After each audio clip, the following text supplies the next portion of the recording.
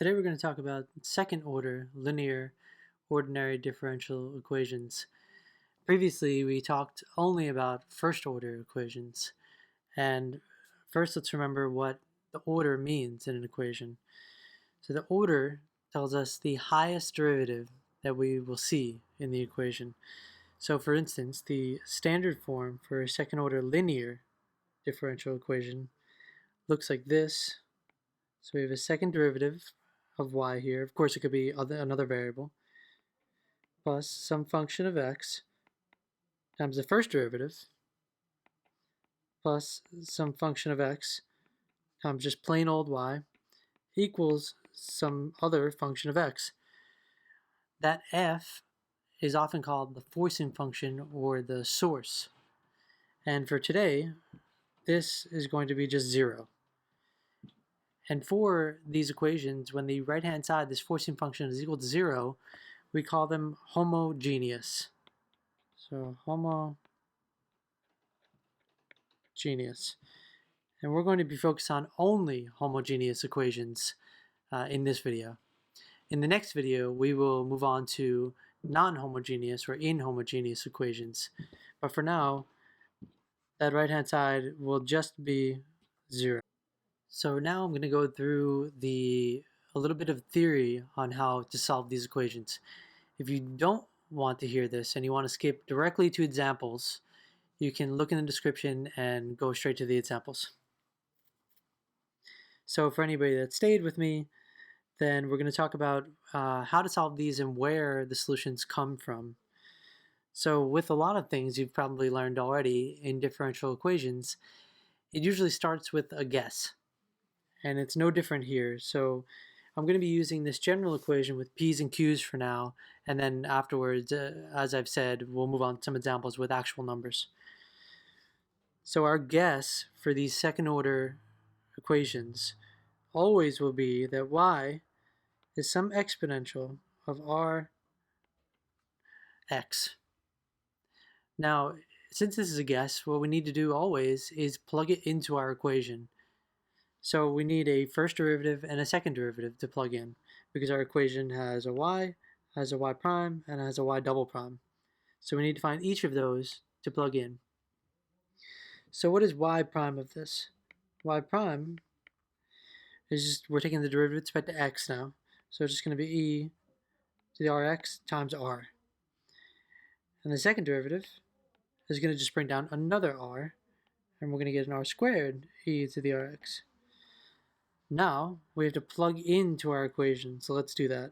So in place of y double prime, I'm going to put r squared e to the rx plus our p, which is just some function of x that we can pretty much ignore for now. It's this times y prime, which is r e to the rx, plus our q, which again we'll kind of ignore, times the y, which is e to the rx, equals 0.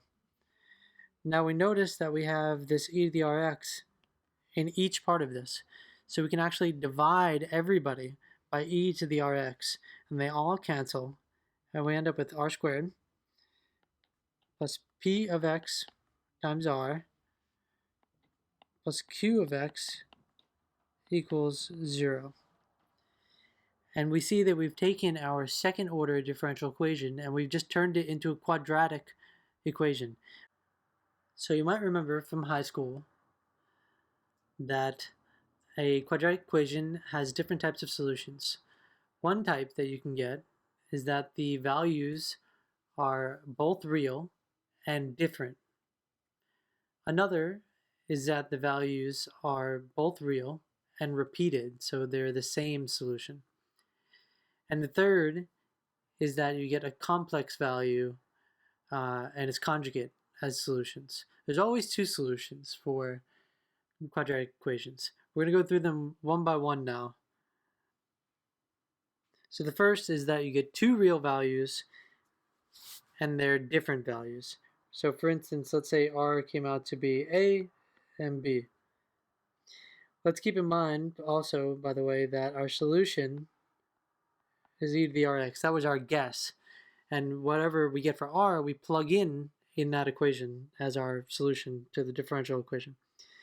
So if r comes out to be a and b from this quadratic equation, then plugging into y, we find that for the a, we get e to the ax. That's one solution.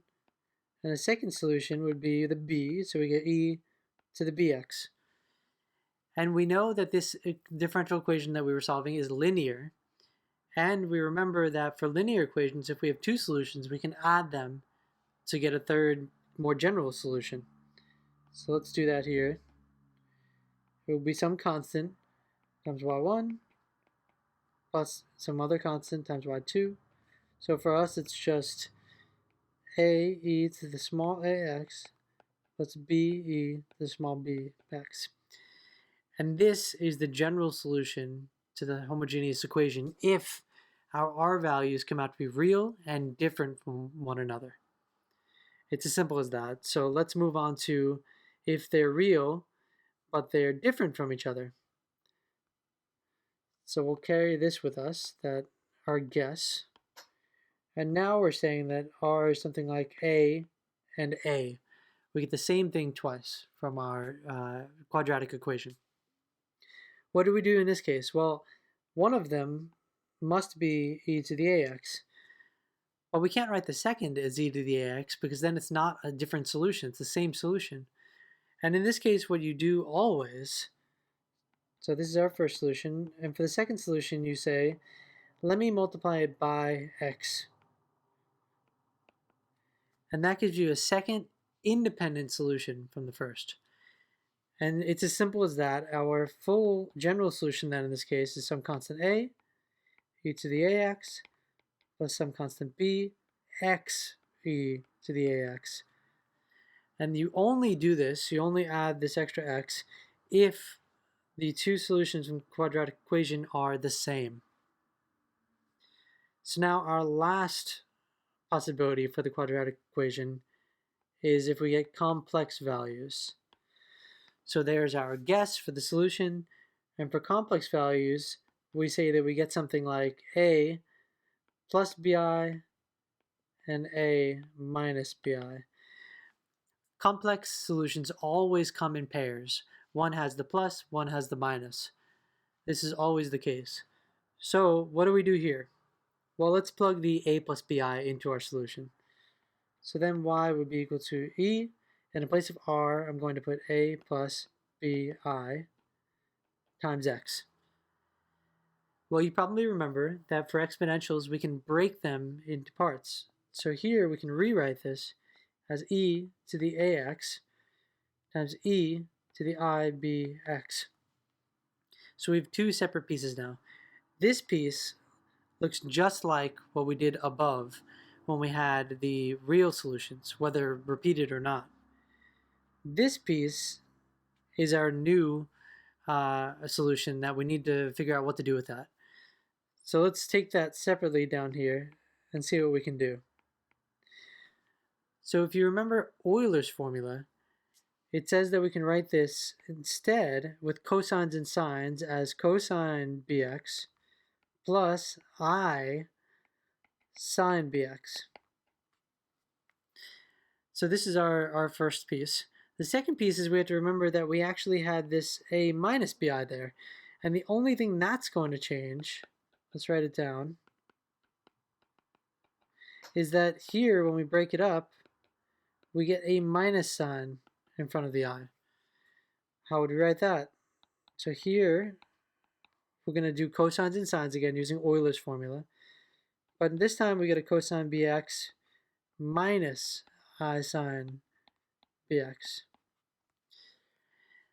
Now do you see that if we add these two solutions together, this term and this term will cancel each other. And we'll just get a 2 cosine of bx. What if we had subtracted these terms, these equations? Then this term and this term would cancel, and the others would add, and we would end up with a 2i sine of bx. These are two possible solutions for this complex part, and therefore we can add them together. And when we do that, we get 2 cosine bx plus 2i sine bx But we have to remember that we need to put constants in there. So really we would have an a and a b.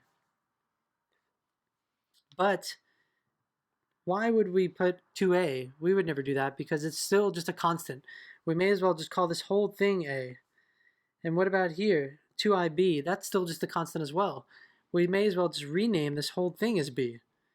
And then we end up with a cosine bx plus b sine bx. And that is our general solution if we did not have a above this a. So if we just had an imaginary solution and its conjugate, that would be our homogeneous solution. But we do have that a, so we can't forget that we have this e to the ax here. And the only difference it makes is that we take the solution we just had and we multiply it by e to the ax. So we get e to the ax times a cosine bx plus b sine bx. And this is our general solution to this homogeneous differential equation if we have complex solutions to the quadratic equation. This is obviously the most confusing of all of them, but you'll see that you never really have to go through all these details when solving any questions. So next we're going to go through some examples, and we're not going to do anything like this. We're just going to remember what the general solutions are and use them. So let's do some examples. For the first example here, we're going to have y double prime plus y prime minus 12y equals 0. And we're going to have some conditions with it, which is y of 0 equals 1, and y prime of 0 equals minus 11. So let's see how to solve this. We know that what we do to begin with is we turn this into a quadratic equation. So any second derivatives turn into r squared. The power always matches the number of derivatives we have, plus r, that's r to the 1 because it's one derivative, minus 12 equals 0. So here we have this quadratic equation. We all know how to solve these, so there's going to be two terms, and it's going to be equal to 0. We know it's going to be r and r. And I know I don't have to explain this, but I will. These two terms, right, need to multiply to negative 12 and add to 1, right, because there's a 1 here. So what does that? Well, we know that 4 and 3 multiplies to 12, so one of them needs to be negative to get negative 12, and it needs to add to a positive 1, so this must be positive, this must be negative. So our two solutions are negative 4 and 3. So we see here that we have two real solutions that are different from each other. And right away, it's very simple. Our solution to the homogeneous equation is just going to be a constant, e to the minus 4x, plus b, a constant, e to the 3x. That's our whole general solution there, and that's all there is to it. Now we need to use these conditions to help us find a and b. We need two conditions because we have two constants, and you always have two constants with a second order equation, so there will always be two conditions. So let's use them. We're going to put y of 0 as 1. That says when x is 0, y is 1. So y of 0, let's do that first. Anywhere we see an x, we'll turn it to 0. So this becomes a e to the minus 4 times 0, plus b e to the 3 times 0. And we know that anything to the 0th power is just 1. So this becomes just a plus b. And this has to equal 1. So that gives us an equation. A plus b is 1. We can't solve that yet, but let's check out the other condition here. It says the derivative of y when x is 0 is minus 11. Well, first we need to find that derivative, right? So we know y. Let's find y prime. Y prime is just going to be minus 4a e to the minus 4x plus a 3b e to the 3x. Now the condition says that y prime of 0. So let's plug in 0 for all the x's. We're getting at a minus 4a plus a 3b. And this is equal to minus 11.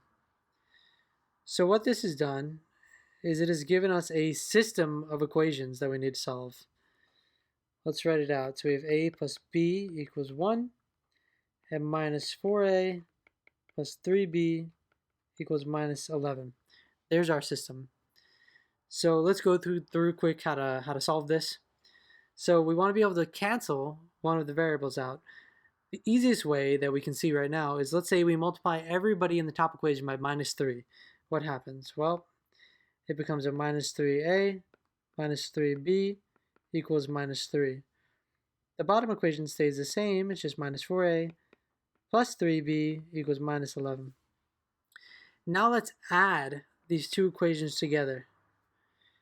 This first term here is going to give us, so it's minus 3a minus 4a. That's a minus 7a. The second is a minus 3b plus a 3b. That's a 0. Equals a negative 3 minus 11. That's minus 14.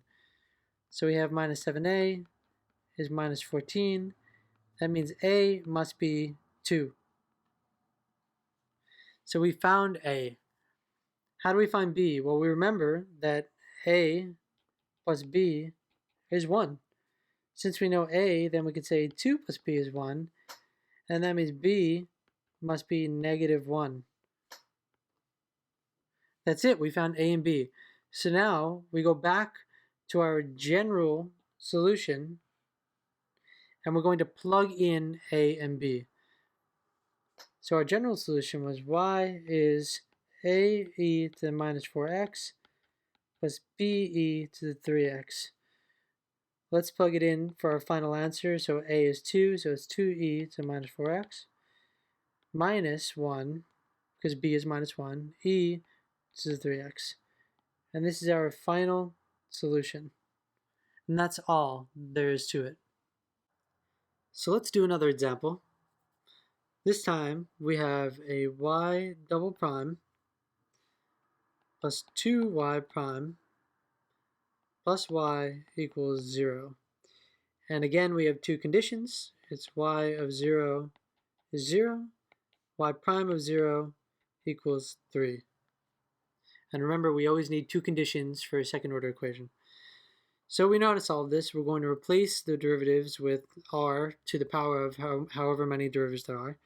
For the first term, the y double prime becomes an r squared, plus 2 times the y prime becomes an r, and the plain old y just takes the coefficient 1 equals 0.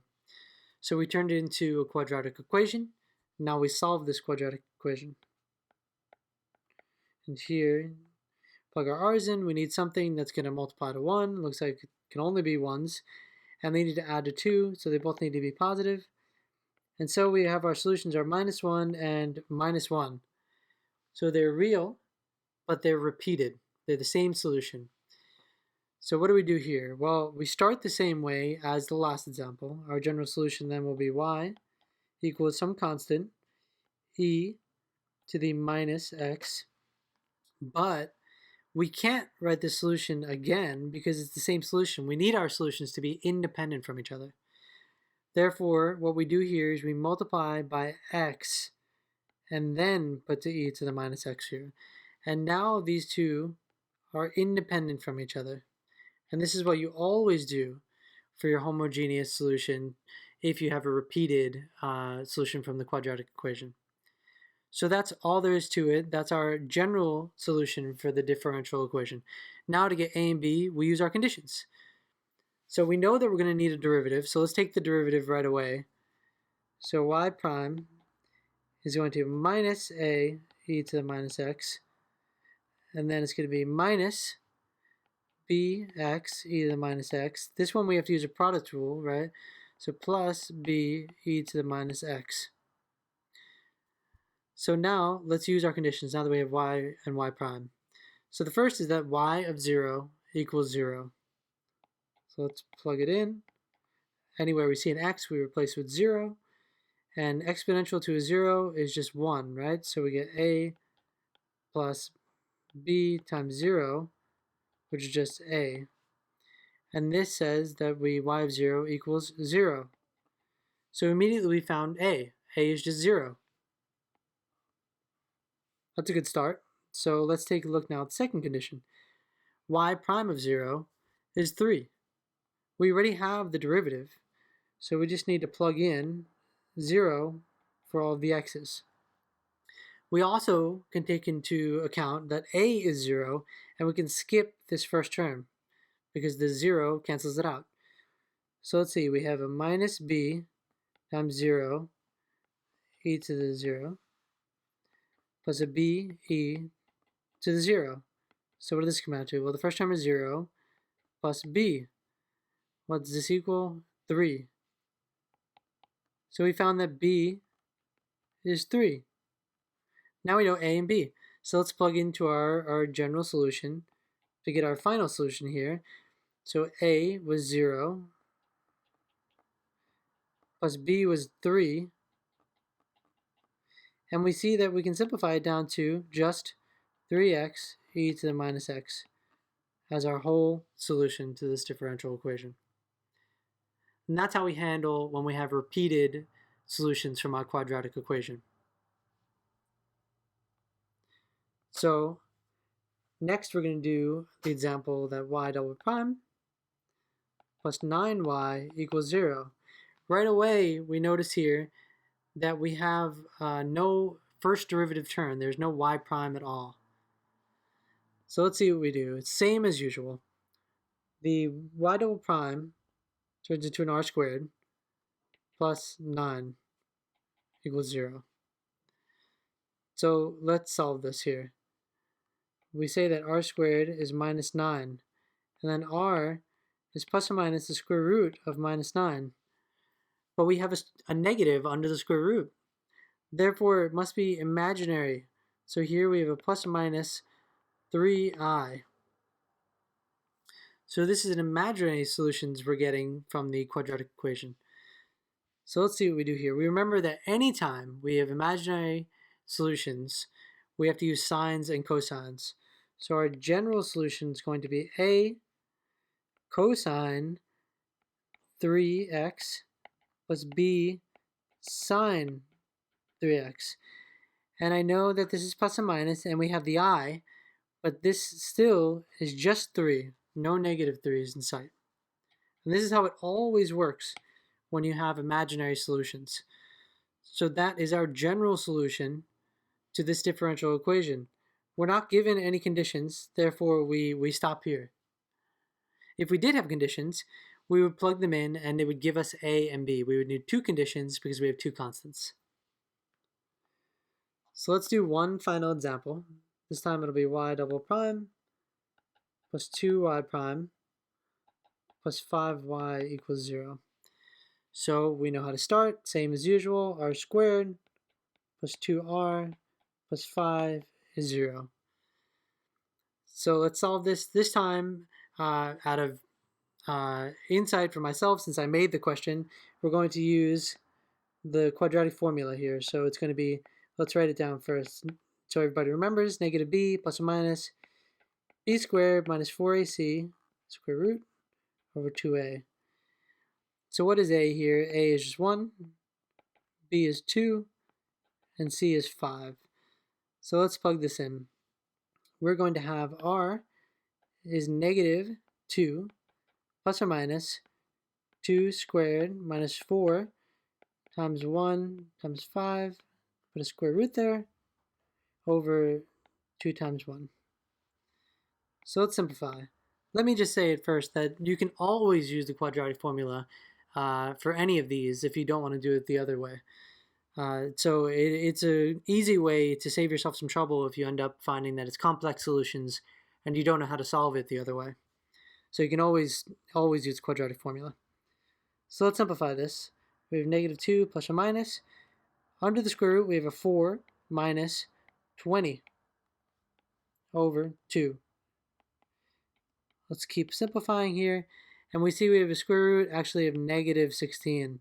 So right away we see that this is going to be imaginary and the whole thing is going to be complex. Let's simplify some more. So the square root of negative 16 is 4i over 2, and we can write this now as minus 1 plus or minus 2i. So now we have complex solutions. This has a real part and an imaginary part. So it's kind of a combination of everything we've done above. So let's think about the real part first. It's just minus 1, right? So we know that we must have an e to the minus x. And that's part of it. What's the other part? We multiply, and the imaginary part gives us sines and cosines. So we have a sine of 2x plus b cosine of 2x. And this is our full general solution here. We're not given any conditions, so we can't find a and b. But if we did have conditions, then we would plug them in and find a and b from it, but we don't, so therefore this is the general solution to our differential equation. So next time we'll learn how to deal with equations that have a forcing function on the right-hand side that is not 0.